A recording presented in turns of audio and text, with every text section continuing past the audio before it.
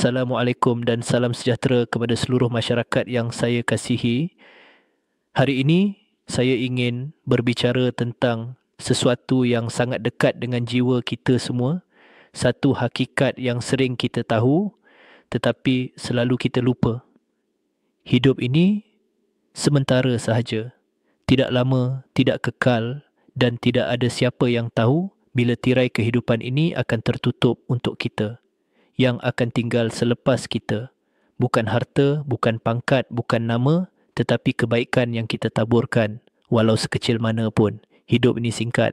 Hari ini kita sihat, esok mungkin tidak. Hari ini kita bersama orang tersayang, esok mungkin mereka tiada.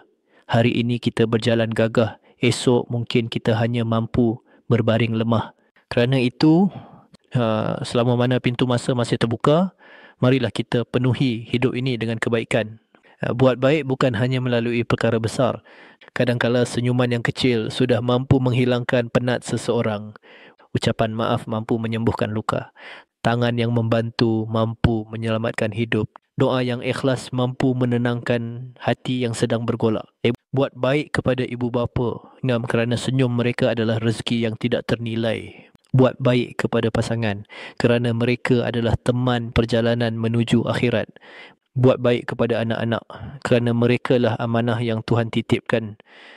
Buat baik kepada masyarakat kerana kita hidup saling bergantung, memerlukan kepercayaan dan kasih sayang sesama manusia. Masyarakat yang saya kasihi, jangan tangguhkan kebaikan.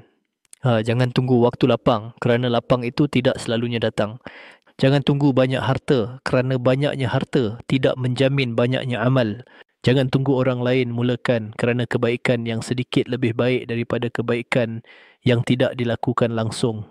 Dan ingatlah, kebaikan yang kita beri hari ini akan kembali kepada kita pada masa yang tidak dijangka. Begitulah janji Tuhan, siapa yang berbuat baik walau sebesar zarah pasti akan melihat balasannya. Akhir kata, marilah kita renungkan sejenak. Apa yang tinggal selepas kita bukan cerita tentang kejayaan dunia, tetapi cerita tentang hati yang kita sentuh, jiwa yang kita kuatkan dan kebaikan yang kita tinggalkan. Hidup ini sementara. Buat baiklah banyak-banyak kerana itulah bekalan yang akan menemani kita selamanya. Semoga masyarakat kita terus menjadi masyarakat yang penyayang, saling membantu dan saling mendoakan. Jika pesanan ini bermanfaat, jangan lupa subscribe channel Pengetua AI di YouTube.